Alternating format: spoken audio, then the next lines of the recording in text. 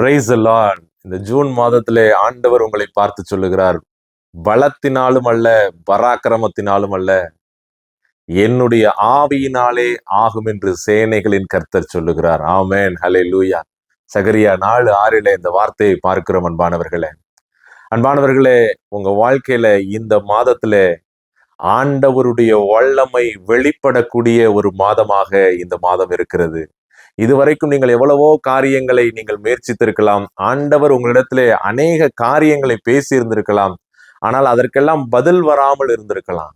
அன்பானவர்களே, இந்த மாதத்திலே அந்த காரியத்திலே கர்த்தருடைய ஆவியானவர் வெளிப்பட்டு உங்களுக்கு காரியங்களை வாய்க்க பண்ணுகிறவராக இருக்கிறார். நீங்கள் இதுவரைக்கும் உங்களுடைய பலத்தை நீங்கள் சார்ந்திருக்கலாம்.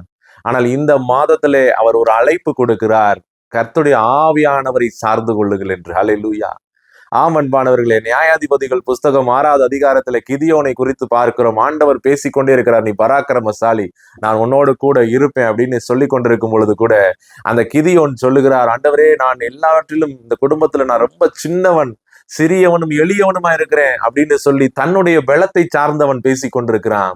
அன்பானவர்கள், ஆனால் ஆண்டவர் பேசிக்கொண்டே இருக்கிறார். அதே போல இன்றைக்கு உங்களோடு பேசிக்கொண்டே இருக்கிற அந்த ஆண்டவர் கிதியோனை கொண்டு ஒரு ஆளை முறியடிப்பது போல நீ மீதியாளரை முறியடிப்பேன்னு சொன்னார்ல, அதே போல இன்றைக்கும் அன்பானவர்களே, ஆவியானவர் உங்க வாழ்க்கையில வெளிப்பட போகிறார்.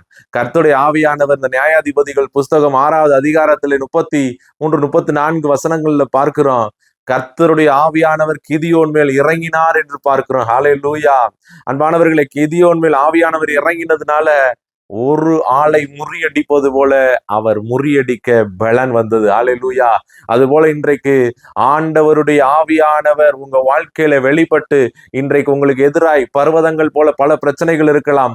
அத்தனை பிரச்சனைகளுக்கும் ஒரு முற்றுப்புள்ளியை வைத்து முடிவை கட்ட போகிறார்.